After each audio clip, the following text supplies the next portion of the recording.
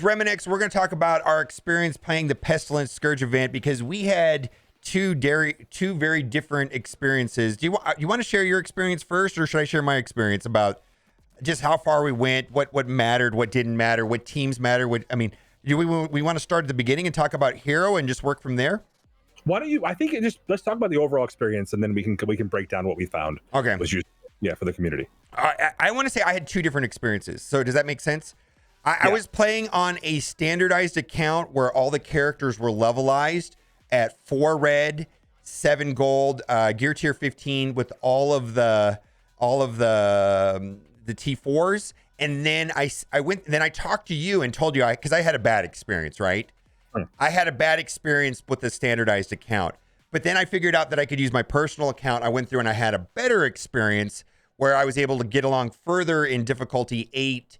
But at the end result was the same. Instead of getting stuck on node 5, nodes 5 and 10 were the choke points for me and the standardized account, where it was the Web Warrior / Dark Hunter nodes, which is nodes 5 and 10. On node 5 on the standardized account, I just got stuck, and I know I could get through it, but it was going to take 40 or 50 attempts, and I just thought that was stupid. And then on my personal account, I blew through it, and I got through to the last node, and then there I started playing it over and over and over again. And it looked like I could finish it, but I probably would have to play it over and over again and then clean up with Dark Hunters. And so I think, for someone like me that can spend 8 hours a day, because, actually play this game for a living, it's going to be fine. It's just kind of annoying. You had a different experience, though. You actually liked it a lot more than I did. Yeah, I only spent about an hour and a half playing the whole thing, and I was able to. So I started with my own account. Right. I did a test. I was testing on my account. I hit like difficulty 9. By the way, 9 is really, really hard. It's probably not what those rosters can accomplish. I mean, I was able to, I think, beat one node, but it wasn't worth doing because I had consumed 2 teams for the first node. So I think the most important thing that I learned was you're going to do a run. All right. And I think that's what the community needs to understand. They're going to do a run, and then they can add Scourges if they want to. Right. And then they can start the run if, let's say, their cooldowns are messed up on node 10. Right. And I think. Well, let me ask you this. Do you think it's, as a general rule, it's best to turn 0 Scourges on and try difficulties and get to a difficulty where you just know you're never going to make it? Because there's going to be a point where the difficulty accounts for the most points, correct? It's weighted. It's definitely more weighted towards the difficulty than the Scourges. Like, you have to enable like 80% of the Scourges, which makes it almost unplayable to get the, on a lower difficulty to get the same amount of points. I mean, it's kind of set up. So like, if you can clear 5, try 6. If you can clear 6, try 7. At some point you're going to be, well, I can't do this. And for me, I think that's 8 or 9.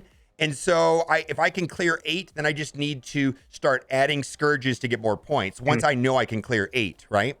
So the thing about it is, when you clear 8, you're going to have a good idea of the cooldowns of ones you have to maintain. As long as you don't do the things where the enemy gains energy, you'll be able to kind of like monitor cooldowns and stuff like that. And that's kind of like what we're going to be doing is whatever you feel comfortable clearing. If you can't even touch 8 on 0 Scourges, you're better off going through 7 and then adding Scourges, try to get a better score. Right. Period. Right. Or upgrading the team that you have. But in general, you should probably try these nodes with no Scourges on until you figure out what difficulty you're getting stuck with on your roster. Start with no Scourges. Yeah. Get through it so you get a better understanding of the nodes and their content, and then add Scourges to add challenge to the better score. That is my recommendation going forward. And for me, I didn't spend a lot of time. I went through it 3 times. Okay. And I was able to get a really, really high competitive score, knowing that I could have gotten a higher score with tryharding. And what was your score? 1.3, 1.4 million?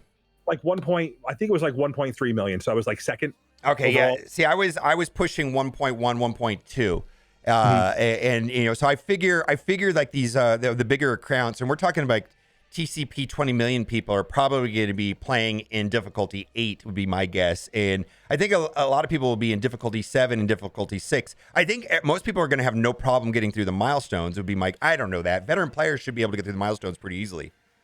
Right. Well, and I think that's the thing is the milestones are going to be, if you have your Web Warriors and Dark Hunters, don't even think about it. If you have a wide account, you're going to be able to probably unlock the character through the milestones, even if you don't have your Web Warriors and Dark Hunters built up. So is that a fair statement? the main choke point is going to be Web Warriors and Dark Hunters on this event. For 100%, right? They designed it so that absolutely the difference in the leaderboards are going to come down to how big your dark hunters are and how big your Web Warriors are. That is the design, because they're in the harder difficulties. But again, you're going to be able to challenge this as a free-to-play player. You're going to get unlimited attempts to keep doing this as you want to. I don't think you want to try to focus on one node, especially if your cooldowns are off. You can restart any node and it'll start over. So you can quit out of the node just like you would in Dark Dimension, and you can quit out and have a fresh node, or you can let yourself die out and then have the cooldowns just like Dark Dimension, and then you can just restart from there if things didn't go your way. But let's walk from the beginning and just start. The first two nodes are hero. And I know you said that you liked, so what I was doing on difficulty 8 on both my main account and secondary account is I'm running a burner team, and then it was largely the first two nodes are hero. It was something to do with Eternals. Like you used Eternals and New Warriors. I was using a combination of Eternals. Secret Avengers, Kestrel, I used. Yeah, Kestrel. I used Young Avengers. I tried a couple different teams. They all had the teams with the sustain were fine. Yeah, so that's the point I'm trying to. I think that's what I was trying to get at in my video, is that it really came down to the Web Warrior nodes. Like I feel like the first two nodes, which are hero, like there's a lot of things that'll work, and if you have sack teams and you have some strong teams, you're going to get through it. Pretty much guaranteed to get through. I felt like it was pretty easy, like all the nodes except for 5 and 10. Yeah, and that's the thing is I would just caution you, because there's a later, if you go through all the nodes, there's a later cosmic node. So I didn't use any cosmic heroes in the first two. That was my goal. Well, if in cosmic you just I ran Infinity Watch and it was a cake. So anyways, let's get to that. Let's go to the after nodes 1 and 2 was hero. After that was global. I was using like Yo-Yo and Emma with like Omega Red and Doom and like Mr. Sinister, and it was the same experience. I ran some burner teams in, and then I went in with those big teams, and it was fine. And it was mostly a big Doom show. Like Doom just blew up everything, is what I was finding. And Omega Red's amazing, right? Why don't you clarify that this is with your normalized account? No, with both accounts. Both accounts, it was actually fine. I had no problems with both accounts. Yeah, I feel like these were relatively easy.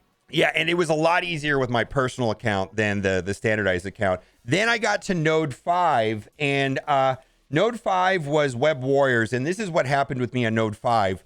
On the standardized account, I couldn't kill Kitty with AoE quick enough before she did that disrupted. And you know how Web Warriors really hates disrupted, right? They just hate disrupted. It's like their nemesis, right? It's disrupted. It's their hard counter. Yes. We talked about that. The disrupted is what basically prevents them from getting buffs. Yes, but on my main account, I was able to kill Kitty with AoE before she could do this stuff, because there's a lot of taunts and weird stuff going on. And so it was a non-event, and I blew through the node. Mm-hmm. I mean, it just a bigger team blew through the node, where the standardized account, I would have had to just play it over and over and over again.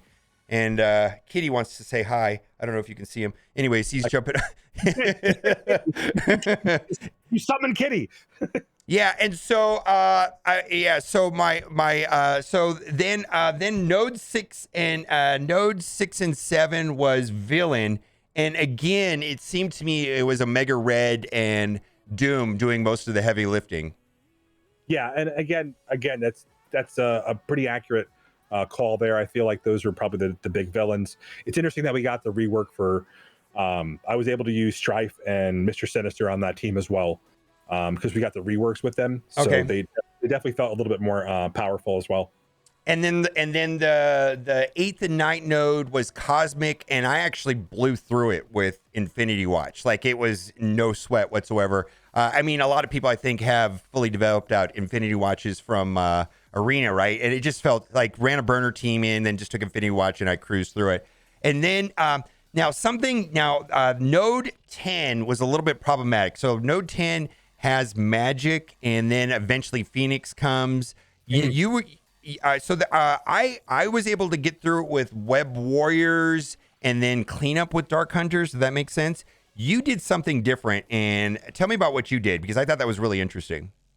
Which attempt that I was talking about? Because I think I forgot. You said you did some crazy stuff with like a hybrid team with like Dark Hunters with Spider-Man. Yeah, so you could basically use Spider-Man to spread especially because with a skirmisher getting the defense down and speeding up the team and being able to do some stuff. So I was able to one-shot node 10, but I did find that there's some tricks to it if you leave the right cooldowns up from node 5.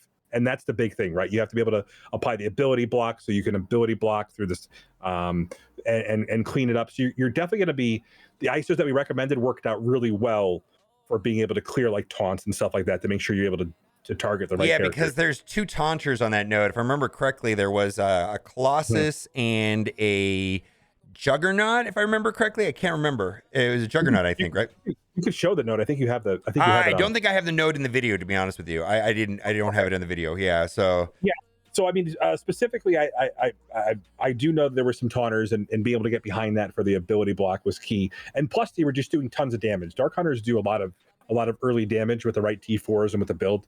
They can really, they're probably more damage outside of raids than the Web Warriors are. And did you have to go in with? So that's something else. You can run in with a 4-man team. Like that was something we didn't know before. You could go in with 4 Dark Hunters, or you can go with 5 Web Warriors. So did you have to go in with the 4 Web Warriors afterwards? No, I was able to one-shot it with the Spidey Hunters. Okay. All right, and that was no difficulty 8, and I'm guessing you're were you like 900K? I think I was like 775K. 775. Okay, that's not as big as I thought then. So that means you had a lot of them at six yellows then. Yeah. I had the right cooldowns. I had the right stuns. I had the right. I mean, it was definitely the Node 8 was or Node 10 is definitely the hard challenge in difficulty 8 with no Scourge. Okay, so let me ask you this. So how much time do you think you're going to have to put into this event? Because I think that's what everybody wants to know. Is because right now we're running Tower. Some people work very hard at it. I know you're trying to get like number 2 or something like that. I can see you're number 2 in the Tower right now. Maybe number 1 here pretty soon. But it's a lot. It's time consuming, right? If you want to place well. So how does that play out in this event here? Where of course having a large Web Warriors, a large Dark Hunter, large roster is going to be helpful, right? But how much of the time factor is going to matter on this event? How much time do you think a player is going to have to put into it? So I think there's 2 things, right? There's the value of experience and then your roster, right? So everybody understands their roster different than mine. And so one of the things, the reason why I came back was to help people populate these leaderboards and actually get people higher up than they would normally do on their own. Hopefully coach people through how their roster might perform and figure out ways they can upgrade their roster smartly to be able to challenge this. And I think that's the difference, right? Is watching content creators challenge with different Scourges, understanding how the Scourges affect your team. And so I do think that everybody probably the first day will do a normalized run where they feel comfortable. And then it's just about if you want to score higher in those leaderboards. And I think if you want to score higher, you should be prepared to spend more time. And you need to watch those the last day or 2 of the event to make sure you're in a position to get the rewards you want from the completion of this event. Right. So this is something I want to say. The amount of time that you and I spent playing this will be nominal compared to the amount of time, like the day 1 after this event's live. Literally, everybody's been playing for 1. Everybody else is going to have way more information than us after playing it in a day, right? Like, by the time this 10-day event's on, we're all going to know, like, the perfect team, the perfect kill order. I mean, all that information, just literally just a handful of people can't figure it out in a couple hours, right? But, like, hundreds of thousands of people figuring it over 10 days, all the real information is yet to come. Is that correct? I mean, I think it's a fair statement. I think the biggest thing about this is, I think if the biggest help is, go through what you can without the Scourges. Be prepared and try the next level without any Scourges. And then if you can't do the next level and you can't upgrade your team, you're gonna have to upgrade this. You're gonna have to add Scourges to get higher points to get higher in the leaderboard. And then it comes down to whether or not you thought that an action prevented you from doing that. So that's it. Like if it was like, oh, my cooldowns were off on Ghost Spider, I'll get it next run. Then that's a big difference, and you can go back and start it all over. Is it a lot of time? A run on Note 7 0 Scourges took me. No, it doesn't take that much time. Yeah. 45 minutes, I think. I want to say that an entire run takes probably 30 to 40 minutes. Yeah, maybe it depends how many times you restart it. But like if you're blowing through it, probably I think when I actually used my main account on difficulty 8, I was able to get to Node 9 in about 50 minutes. And then I was able to end at node 9 and get 1.1 million points, which is more than I would have got at difficulty 7, and then running a bunch of scourges, where I didn't even finish the 10th node, and I still got more points. Right, and I think that's the idea behind it, is understanding how all this is going to come down to the time spent initially versus the time spent overall. This is free to play friendly, where you can put the challenge in. You're going to be able to overcome the limits of your roster as a free to play player, by getting a perfect run. And this is what you hope for, where when you're free to play, that the time you spend inside of this game will counteract some of the money that people have spent. And realistically, having that option where you could definitely go into try hard mode, which is where the sweat lords live, like me, and you can overcome it and get a higher score, and potentially at least beat out your arena in the leaderboards. Because ultimately that's what you're shooting for, right? You don't have to be the best, you have to be better than your arena. All right, let's talk about the integrity. Do you want to talk about a hot topic then? Yeah, let's do it, because I'm integrity of the leaderboards. So right now, Avengers Tower is running, right? Mm-hmm. What if you were to give Scopely, Cerebro publicly said on Reddit that they were going to closely monitor the leaderboards. What kind of score would you give Scopely so far on the tower leaderboards? So they've been responsive when we're reporting this. I don't know if like as Correct. far as when reporting issues, they're definitely they're on it. Will we see the adjustment before the rewards go out? I don't know. The problem with this is this undermines it by seeing it here. Where there's quite a few players with significant. It's easy for me to go through this because I know most of these people, and I'm sure you do too, right? Mm-hmm. It's like you just oh, I know this person. Like I'm going through and it's like, oh yeah, I know this guy, played with him there. I know this person. And then you see a name that you don't recognize and you click on it and you see they have a low TCP and you're like, not good, right? Yeah. And again, it could be somebody, who maybe has a tall roster in the right areas, but I highly doubt it with at least day 2. Being able to accomplish this by day 2 had to have a wide roster. I definitely was using a good majority of my valuable teams to get where I was. Right. And I haven't clicked on any names, but this looks pretty clean right here, right now. And I just ran through it. Looks like the leaderboard is cleaned up. Yeah, I don't see any weird names. There's definitely some at the top. There already is. Okay. So what score? So what score would you give them for their closely monitoring the leaderboards, like they said on Reddit, on this Avenger Tower? Do you think it's going to come through on the Scourges event? I mean, because it's a big deal. That's how we're going to get our rewards. Well, if they took closely monitor as just like watching it happen, well, they're clearly watching it happen and responding to us. Okay. At the end of the day, we don't know what the punishment's going to look like, or even if we're going to be informed of that. How we'll know is when the leaderboards go out and the rewards go out. If we see these questionable names in there, then we need to be worried about the Pestilence event.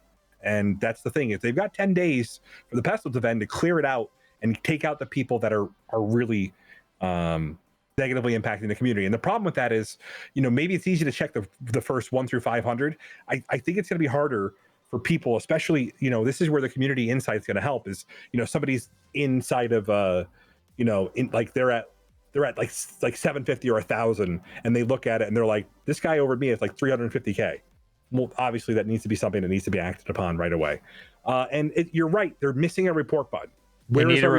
And people say, well, people abuse the report button. No. You can, the report button just and if an account is flagged a lot, I mean, it's just like any other report button on any other thing. Like it literally does nothing and doesn't mean anything will happen. It just means that whoever's in charge of looking at accounts may look at a certain account more quickly. That's all the report button means. And if people are false flagging accounts, then eventually they start ignoring those false flagger people. And so that basically, yeah, they're clicking report, but it's doing nothing. I mean, that's the way these things work. Right. 100%. Yeah. So I think a report button would be really good, especially in Alliance War, because that's where we see a lot of it happen, is an Alliance War. And, when something weird happens, most of the screenshots I've been getting lately are Alliance War or the Tower leaderboards, where people say, hey, this is weird. But the problem with the Tower leaderboards is it's only the top 100. You can't see the top 1,000. You can't see anybody around you. I mean, it's very few people. Well, one thing is I do say that I've encountered some weird behavior in RTA as well. Things like speed going outside of where the speed number should be, and me going, what the heck happened? when you're on the left side, is it playing it on your phone, and you're on the right side, it's playing it on their phone? How does that work? I don't know. That's a good question, because that's something that if there is a client that could be manipulated there, if it's on somebody's phone and it's not on a remote server, then that is a huge problem. Well, it seems to me that RTA, it's either on the server or it's on one of the two devices. It's not on both devices. It's on one, or I mean, I don't know how they do it. I mean, I have no idea.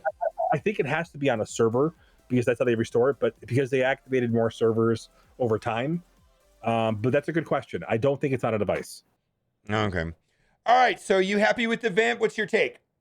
I think this event it checks a lot of the boxes. Is it perfect? No, because again, the problem with that though is, if you live in the top 100, you've got to try hard, and this is going to be try hard to get your best MILF, because she's impactful. I mean, she's going to change war. She's going to change arena. And potentially, raids going in the future with her ability to apply trauma everywhere. At what star level do you think she's going to be effective in the arena? I mean, because given everybody is fully entrenched on internals, right? 3. We already talked about it, because she has safeguard. You can't flip it, and you don't do enough damage with the Eternals to kill her. Right. Yeah. And then they rebound and just wipe the board. Even what about with Dormammu though? Even with Dormammu, absolutely not. He's so slow that they're going to overcome him really quickly. Okay. Interesting. We'll have to see. I mean, I'm looking forward to the new meta, and then what I'm not looking forward to is these 4-minute matches or whatever they are. Oh my God, mirror matches. Oof. It's gonna all come down to focus and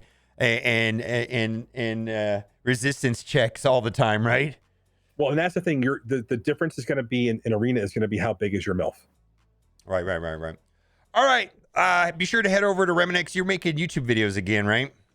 I'm going to start making them as of this week with Scourge. All right, guys. Head over to Remanx channel, and as always, thanks for watching. Keep on gaming.